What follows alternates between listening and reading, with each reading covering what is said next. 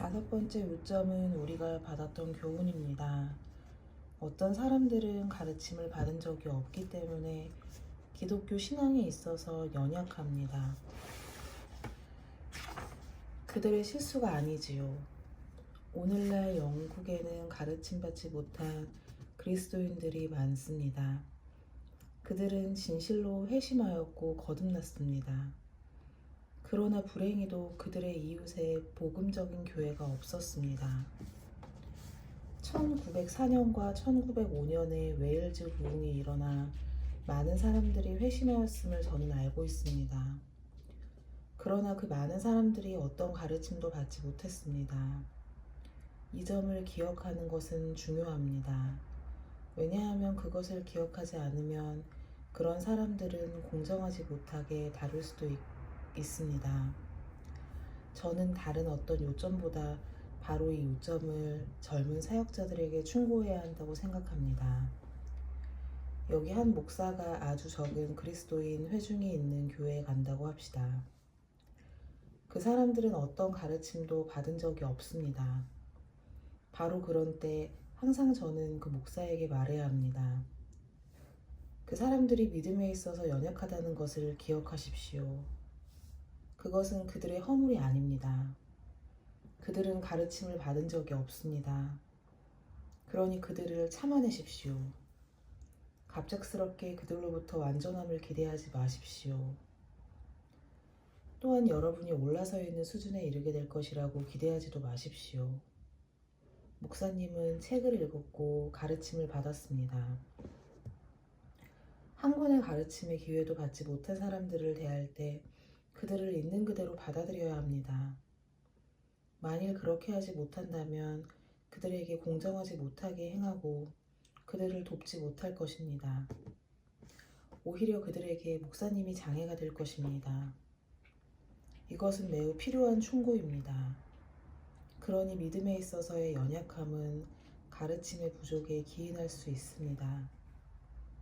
끝으로 저는 믿음에 있어서 연약함이 다양하게 나타나는 것에 대해서 논평하고 싶습니다. 유대인들은 분명히 그들의 배경 때문에 어떤 요점들에서 연약하였고 이방인들도 그들 나름의 다른 요점들에서 연약하였습니다. 율법 아래서 양육받은 한 유대인이 갑작스럽게 자유함의 입장에 서는 것이 쉬울 것이라고 상상할 수 있습니까?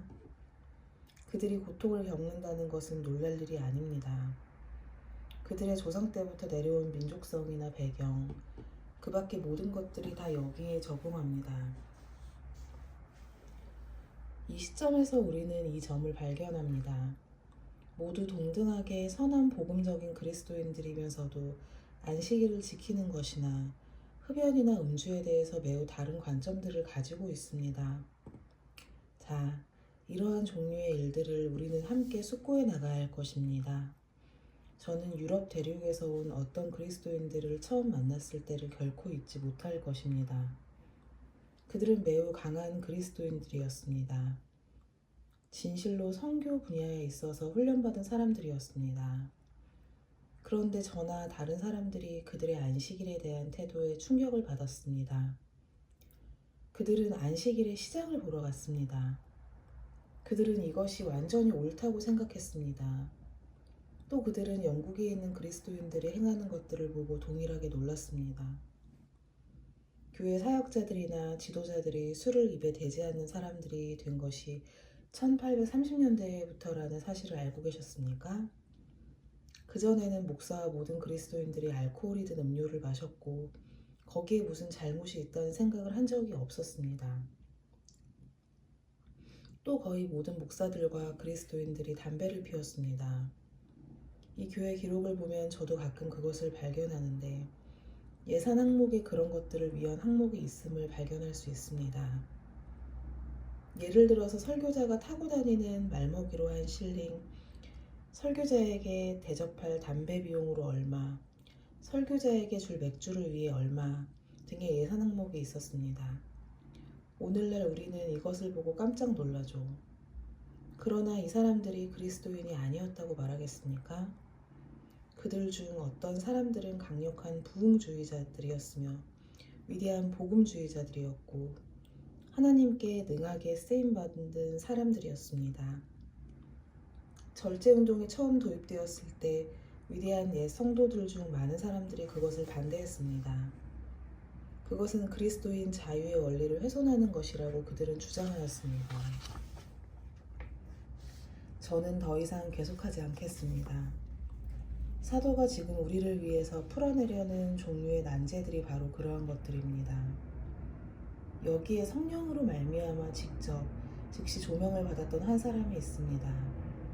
그 사람은 권위, 사도의 독특한 권위를 가지고 말합니다.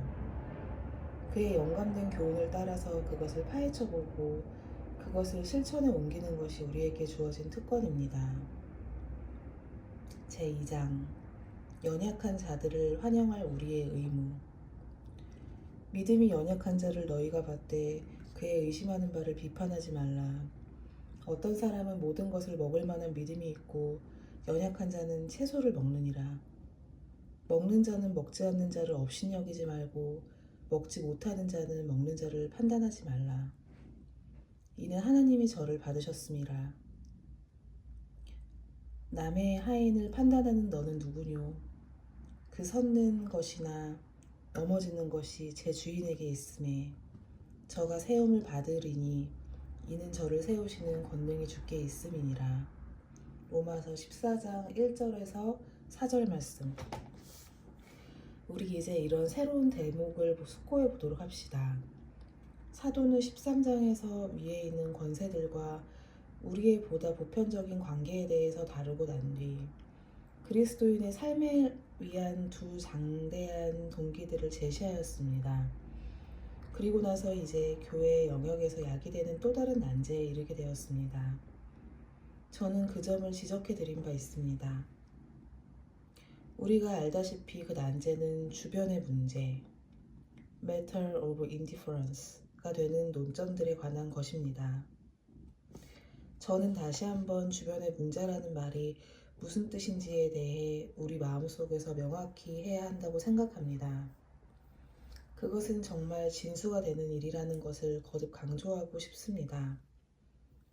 사도는 여기서 그리스도인 신자, 교회의 지체로서 우리가 신약 성경에서 분명히 금지하지 않는 것들에 대해 어떤 태도를 가져야 하느냐 하는 문제를 다루고 있습니다. 다른 것 때문에 우리는 그 문제를 주변적인 문제들이라고 부르는 것입니다. 어떤 것이 금지되어 있으면 그것을 논의할 필요도 논쟁할 필요도 없습니다. 만일 어떤 일이 금지되어 있다면 금지하면 되는 것이죠. 또 계명으로 주어졌다면 그대로 명령을 수행하면 되는 것입니다. 그러나 그리스도인의 삶과 관련하여 분명한 계명을 갖지 못한 문제들이 있습니다. 그것들에 관해서는 어떤 분명한 금지 조항이 전혀 없습니다. 우리가 알다시피 그것들은 주변적이기는 하지만 자주 상당한 문제를 야기시키곤 합니다. 로마 교회 안에도 그런 경우가 있었고 고린도 교회 역시 그랬음에 틀림없습니다. 그래서 사도는 이런 문제들을 다루지 않으면 안 되었던 것입니다. 바로 그 이유 때문에 우리도 그런 문제들을 무시하고 넘어가서는 안 됩니다. 그런 것들은 구원을 위해 본질적인 것은 아니지만 그에 관한 우리의 사고방식에서 옳고 분명해야 한다는 것은 중요합니다. 우리는 사도가 믿음이 연약한 자들과 믿음이 강한 자들로 나누어 부르는 차원에서 그 점을 상세하게 다루고 있다는 것을 알았습니다. 강한 믿음을 가지고 있느냐, 연약한 믿음을 가지고 있느냐 하는 것보다는 믿음에 대한 이해 능력이 어떠하냐에 대해 말하고 있음을 우리는 지적하였습니다. 그러니 바울이 다루고 있는 것은 소위 그리스도인으로의 우리의 입장을 구체적으로 적용하는 문제입니다. 또한 매일의 종교적인 삶 속에서 기독교 복음의 교훈을 어떻게 적용할 것인가 하는 구체적인 문제를 다루고 있는 것입니다. 그래서 우리는 그리스도인들 사이에 차이가 있다는 것을 인식하는 일부터 시작하는 것입니다. 어떤 사람들은 이에 있어서 강하고 어떤 사람들은 그렇지 못합니다. 거기에 여러 난제들이 들어옵니다. 사도는 지금 우리가 어떻게 이러한 문제들을 취급해야 하는지를 계속 보여주고 있습니다. 개요적인 내용분해에서 말씀드린 것처럼 1절은 단순히 보편적인 원리를 전제합니다. 그 다음 9절에서는 구체적인 것들이 다루어질 것입니다. 1절에서 사도가 가장 먼저 말하는 것은 교회의 다른 모든 지체들에 대하여 우리가 한 가지 의무를 가지고 있음을 인식해야 한다는 것입니다. 어떤 사람들은 우리보다 믿음을 이해하는 데 있어서 더 약할 수 있다는 사실, 또 우리 자신이 생각하는 것보다 더 약할 수 있다는 사실이 우리로 하여금 우리 자신이 그들에게서 독립적이라고 느끼도록 해서는 안 된다는 것입니다. 아니면 그들에게 관심을 가지지 않아도 된다거나 그들 때문에 성가시게 생각할 필요가 없다고 말해서도 안 되는 것입니다. 분명히 말해서 바울이 여기서 지적하는 첫 번째 요점은 그것입니다. 우리가 더 약한 그리스도인들로부터 우리 자신을 떼어낼 수 없기 때문에 그들에 대해 무엇인가를 해야 합니다. 자, 먼저 이것부터 시작하는 것은 고린도 교회가 부분적으로 더 연약한 그리스도인들과 더 강한 그리스도인들로 나뉘어져 있었다는 것이 너무 분명하기 때문입니다. 자, 이런 지식을 가지고 있다고 느끼며 말했던 어떤 형제들은 교만해졌습니다. 그래서 그들은 자신들을 따로 분리시켜 지식과 이해를 더 가진 자들로 이루어진 작은 선별된 집단을 만들었습니다. 다른 사람들과 더불어 자기들의 시간을 허비하지 않으려 했습니다. 고린도의 실제 상황이 그랬습니다. 골로새 교회에도 거의 유사한 일이 있었다는 암시가 있습니다. 골로새 주변의 여러 교회들 전체에 그러한 일이 있었습니다. 더 나아가 교회의 긴 역사 속에서 이러한 일은 분명히 여러 차례 있었습니다. 그러니 우리는 교회 안에서 지식을 근거로 하여 어떤 그룹들로 나뉘는 것이 타당하다고 보는 것은 항상 잘못되었다는 매우 분명한 진술부터 해야겠습니다. 우리의 입장이 어떠하다 할지라도 우리는 결코 다른 사람들과 아무 상관없고 그들에게 관심을 기울일 필요가 없다고 느껴서는 안 됩니다. 바울은 바로 그 점에서 출발합니다. 그러나 그 후 사도는 매우 분명한 부정적인 진술을 합니다. 의심하는 바를 비판하지 말라. 자, 그러므로 그 부정적인 진술을 먼저 다루겠습니다. 더 연약한 형제나 자매들을 의심스럽게 비판하는 심령으로 받아들이지 말아야 합니다. 이 어구의 의미에 관해서 많은 논란이 있었습니다. 그러니 여기에 쓰인 단어들을 살펴봅시다. 비판. KJV에서는 disputation, 쟁론으로 번역하고 있음, 역자주로 번역된 단어의 의미는 어떤 주어진 문제에 관해서 일부러 생각을 기울이는 것입니다. 다른 말로 해서 그 용어는 하나의 내향적 논증이나 의문을 가지는 과정을 표현하는 용어입니다. 우리 모두 자신과 따지는 일을 하지 않습니까? 바울은 예를 들어 아그리빠와 베스도 앞에서 연설하면서 범사를 행하여야 될 줄 스스로 생각하고 사도행전 26장 9절 말합니다. 하나의 난제를 대항하여 자신을 고추 세웁니다. 그래서 일부러 자신과 따져보는 것입니다. 그런 다음 의심하는 doubtful으로 번역된 단어는 옳고 그른 것을 구분하는 능력을 의미합니다. 선한 것, 더 선한 것, 최선의 것 사이를 구분하는 능력을 의미하죠. 이것은 하나의 분간, 판단의 과정을 가리키는 것입니다. 그와 같이 이 어구를 다음과 같이 번역해야 한다고 주장하는 어떤 사람들이 있습니다. 믿음, the faith에 있어서 연약한 자를 너희가 받되 그 생각들을 판단하지는 말라. 여기에 생각이 더 연약한 형제가 있는데 그는 약간 당황하고 있습니다. 그럴 때 그의 의견을 앉아서 판단하려는 목적으로 그를 만나서는 안 된다는 것입니다. 이 점은 우리를 이 문제의 진수로 데려다 줍니다. 그 더 약한 형제는 이 여러 관점들을 눈치채고 있습니다. 그는 스스로 생각합니다. 그리고 하나의 판단에 도달하려고 노력하고 있습니다.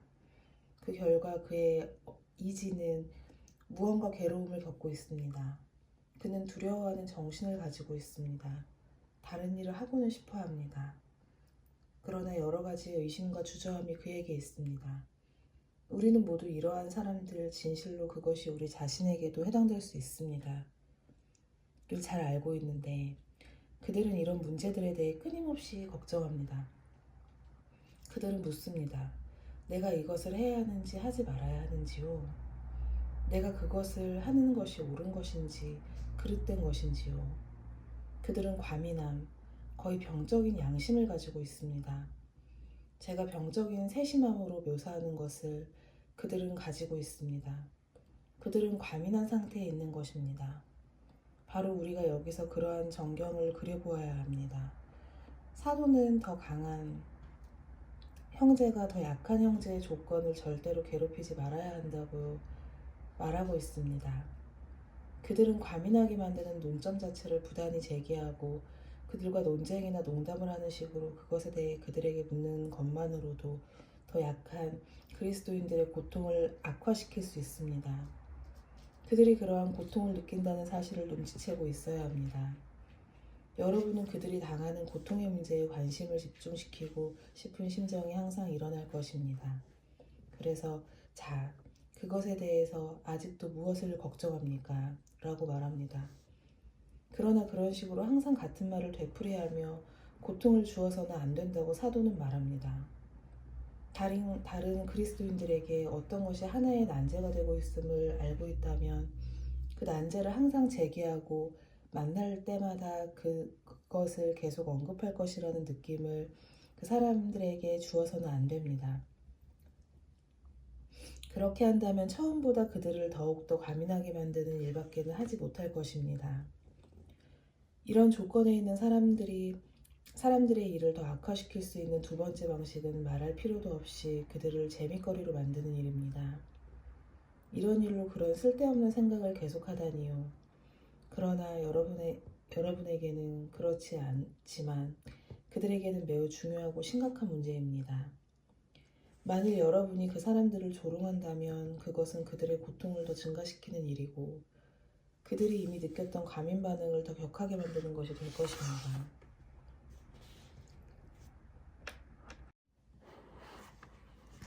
자주 일어나는 일인데 세 번째 방식은 더 약한 사람들을 힘으로 제압하려 하거나 그들에게 여러분의 의견을 은근히 주입시키려 하는 것입니다.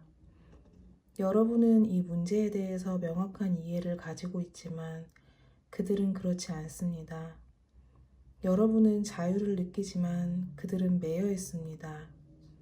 그들로 하여금 자신들이 얼마나 그릇되어 있는가를 알도록 하고자 안간힘을 다하는 일이 시험이 되는 것입니다. 그러나 바울은 그런 일을 해서는 안 된다고 말합니다. 그들의 난제를 죽여주기는커녕 더 증가시키는 쪽으로 그들을 다루지 말아야 합니다. 만일 그들에게 압박을 가하려 애쓰며 자기 자신의 명료한 이해를 은근히 주입시키려 애를 쓰면 선보다는 오히려 더 많은 해를 끼치게 될 것입니다. 우리가 이 점에 대해서 명료하고 이 해석이 오해받지 않도록 지키는 것은 중요한 일입니다.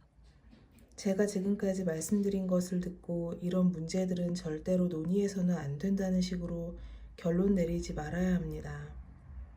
어떤 문제가 어떤 사람들에게는 어려우니 그 문제를 언급조차 하지 말아야 한다거나 다루지도 말아야 한다는 식으로 바울은 말하고 있지 않습니다. 분명히 그것을 뜻할 리 없습니다. 왜냐하면 이러한 논점들은 논의하지 않으면 이 사람들을 결코 도울 수 없기 때문입니다. 그들은 도움을 필요로 하는 사람들입니다.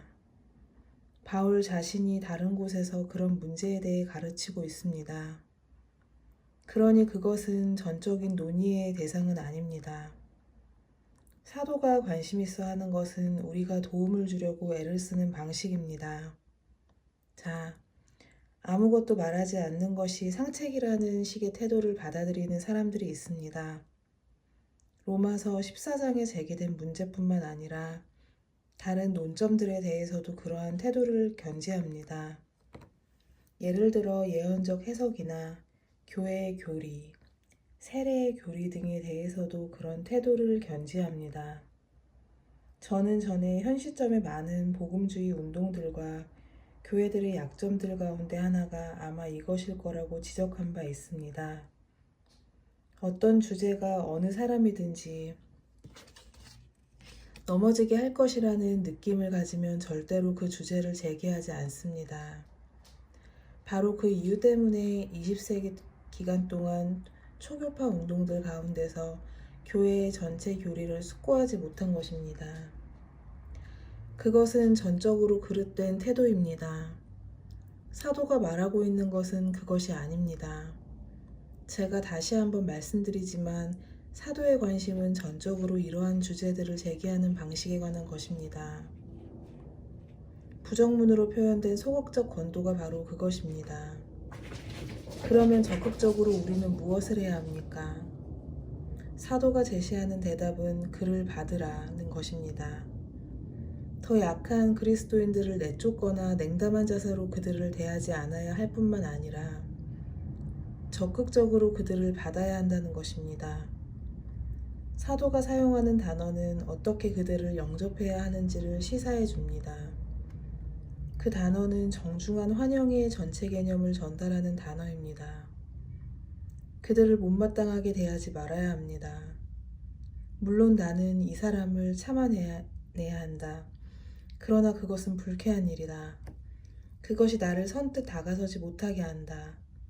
그것은 나를 괴롭히는 일이다. 라고 말하는 방식이어서는 안 된다는 것입니다. 정반대의 태도를 보여야 합니다. 약한 그리스도인들을 따뜻하게 영접하고 그들에 대해서 깊은 관심을 가지고 있음을 보여주어야 합니다. 사도가 그것을 표현하는 방식을 주목하십시오. 그는 그것을 더 분명하게 만드는 수준까지 끌어올리고 있습니다. 3절에서 그는 말합니다. 먹는 자는 먹지 않는 자를 업신여기지 말고 먹지 못하는 자를 먹는 자를 판단하지 말라. 어째서 그러합니까? 이는 하나님이 저를 받으셨음이니라. 하나님께서 저를 받으셨습니다. 1절에서 사용된 바로 그 단어입니다. 우리는 이 더 약한 형제를 받되 하나님께서 이미 그를 받으신 것과 똑같은 방식으로 받아야 하며 우리가 하나님께 영접함을 받은 것과 같은 방식으로 받아야 합니다. 바울은 이 점에서 얼마나 관심을 기울이는지 그것을 15장 7절에서도 거듭 되풀이하고 있습니다. 이러므로 그리스도께서 우리를 받아 하나님께 영광을 돌리심과 같이 너희도 서로 받으라. 그것이 바로 이러한 중립적인 특별한 문제들에 관하여 우리와 의견을 같이 하지 않는 형제 자매를 바라보고 영접하는 방식입니다. 우리는 그들을 받되 주님께서 그들과 우리 모두에게 함께 보여주신 사랑과 기꺼움과 정중함으로 받아야 합니다. 바울은 이 전체 문제를 이런 놀라운 차원으로 즉시 들어올리고 있습니다. 여기에 사도의 보편적인 원칙이 있습니다. 1절은 로마서 14장 나머지 부분에서 논증하는 전체를 지배하는 원리가 되는 것입니다. 아니 15장 초두에서 사도가 요약하는 것을 1절이 함축적으로 표현하고 있습니다. 제가 볼 때 이미 바울은 어떤 보편적인 원리들을 우리에게 시사한 바 있습니다. 그 원리들은 현 시점에서 우리 모두에게 최대의 실천적인 중요성을 가진 것들입니다. 자, 저는 제 자신이 희망하는 것을 분명히 하고 싶습니다. 저는 즉시 이 주변의 문제들에 관한 사도의 최종적인 답변을 제시하지는 않을 것입니다. 제가 그렇게 하지 않는 것은 14장 마지막까지 사도 자신이 그렇게 하지 않기 때문입니다. 그는 자기의 길을 줄곧 진행하여 나갑니다. 저도 똑같은 일을 해야겠습니다. 그러나 우리가 그 답변에 이르기 전에 이미 1절에서 사도는 우리에게 어떤 원리들을 보여주었다고 저는 말씀드리고 있는 것입니다.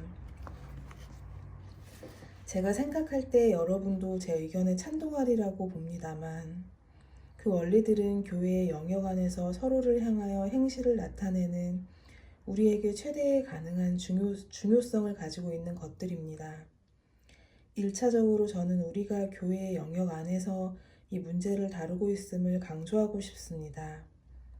제가 그 점을 말씀드리는 것은 물론 우리가 교회 안에 개입되어 있을 뿐만 아니라 더 나아가 아마도 우리 모두 어떤 초교파적인 조직들, 예를 들면 선교회나 기독교 연맹, 사업체나 어떤 전문 직종, 또는 학생들 가운데서의 운동 등에서 동적인 역할을 감당하고 있으리라는 것을 알고 있기 때문입니다. 저는 그러한 사회들 속에서 무엇이 이루어질 수 있는지에 대해서 지금 조금도 관심을 두지 않습니다. 저는 다만 교회 내에서의 우리의 행동이라는 차원에서 사도가 여기서 말하는 바를 다루고 있을 뿐입니다. 그래서 제가 보는 대로 원리들을 여기서 말씀드립니다. 첫째, 이 주변적인 문제들은 중추적인 것이 아닙니다.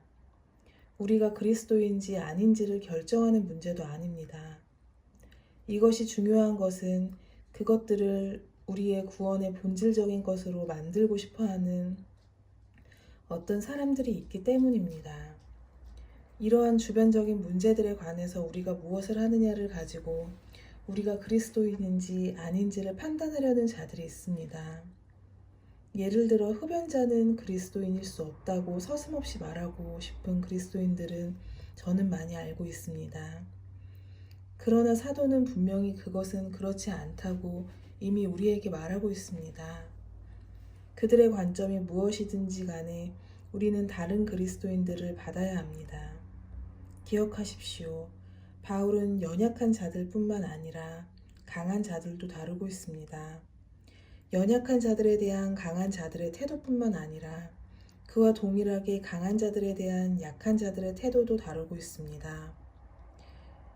이 권도는 둘 다에게 해당됩니다. 약한 자들이나 강한 자들에게 어떤 다른 것이 해당된다 할지라도 이 문제들은 중추적인 것이 아닙니다.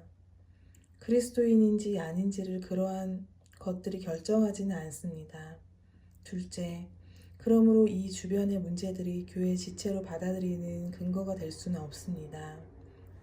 제가 이것을 말해야 할 이유는 어떤 사람이 그런 문제들에 대해서 지니고 있는 견해를 교회 지체로 받아들이느냐 아니냐의 조건으로 삼는 교단들이 분명히 있기 때문입니다.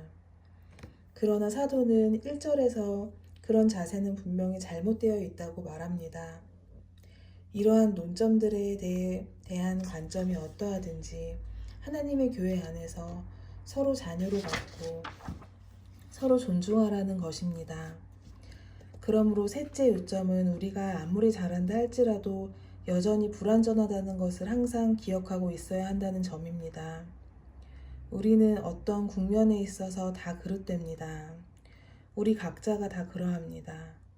다른 사람들에게서 보는 어떤 것들을 정죄하려고 항상 벼르는 사람들을 보는 것은 정말 이상한 일입니다. 여전히 그들도 다른 이들이 정죄할 만한 요소들을 지니고 있으면서도 그것을 까마득하게 모르면서 말입니다. 넷째, 기독교 신앙을 아는 우리의 지식은 절대 완전하지 못합니다. 제가 그렇게 표현하고 싶은 까닭은 강한 형제들은 언제나 자신은 모든 지식을 다 섭렵했기 때문에 더 이상 배울 것이 없다는 식으로 생각하는 위험에 빠지기 때문입니다. 그러나 기독교 신앙이란 우리가 결코 완전하게 이해하기는 어렵다는 것을 항상 기억해야 합니다. 이 점은 매우 중요합니다. 사도는 에베소서에서 우리가 지금 현재 논하고 있는 것과 아주 연관성 있는 대목임 승천하신 그리스도에 관해서 말합니다. 그러므로 이르기를 그가 위로 올라가실 때에 사로잡힌 자를 사로잡고 사람들에게 선물을 주셨다 하였도다. 그가 혹은 사도로 혹은 선지자로 혹은 복음 전하는 자로 혹은 목사와 교사로 주셨으니 이는 성도를 온전케 하며 봉사의 일을 하게 하며 그리스도의 몸을 세우려 하심이라. 우리가 다 하나님의 아들을 믿는 것과 아는 일에 하나가 되어 온전한 사람을 이루어 그리스도의 장성한 분량이 충만한 데까지 이르리니. 에베소서 4장 8절 11절에서 13절 말씀. 여러분은 그 말이 무슨 뜻인지 아시겠습니까? 우리는 아직 이 믿는 일에 하나 되는 것에 이르지 못하였습니다. 구원받을 만한 믿음은 아는 지식에 우리 모두 이미 다 이르렀다면 그 문제를 다루지 않습니다. 때문에 우리는 로마서 14장 1절에서 그 믿음에 대한 개념을 고수해야 합니다. 로마서 14장 1절에서 다루는 믿음은 구원받을 만하거나 의롭다 하심을 얻을 만한 믿음을 뜻하는 것이 아니라 상세한 국면의 구원의 전체 진리를 적용시키는 믿음의 작업을 의미하는 것입니다. 여기 에베소서 4장에서 사도는 이 지식이 계속 증가하고 발전되어야 함을 매우 분명하게 시사하고 있습니다. 먹는 것과 마시는 것의 문제들이나 어떤 특별한 날들을 지키는 견해에 있어서 차이가 있을 뿐만 아니라 제가 지적해 온 바와 같이 예언의 문제들이나 세례의 문제들에 있어서도 의견 차이가 있습니다. 이것들은 절대적이고 분명하게 우리 모두 다 알게 되는 어느 큰 날이 올 것입니다. 그날의 모든 그리스도인들은 이러한 문제들에 관해서 정확히 동일한 방식으로 생각하게 될 것입니다. 그러나 아직 그때가 이르지 아니하였고 우리는 계속 그날을 향하여 나아가고 있습니다. 아니면 보다 더 분명한 또 다른 진술을 생각해 봅시다. 베드로는 하나님께서 이미 우리를 위해서 공급하신 것들을 사람들에게 상기시켜주고 있습니다. 그의 신기한 능력으로 생명과 경건에 속한 모든 것을 우리에게 주셨으니 이는 자기의 영광과 덕으로서 우리를 부르신 자를 암으로 말미암음이라. 이러므로 너희가 더욱 힘써 너희 믿음의 덕의 지식을 베드로후서 1장 3절 5절 말씀. 우리가 다루고 있는 논리가 바로 그것입니다.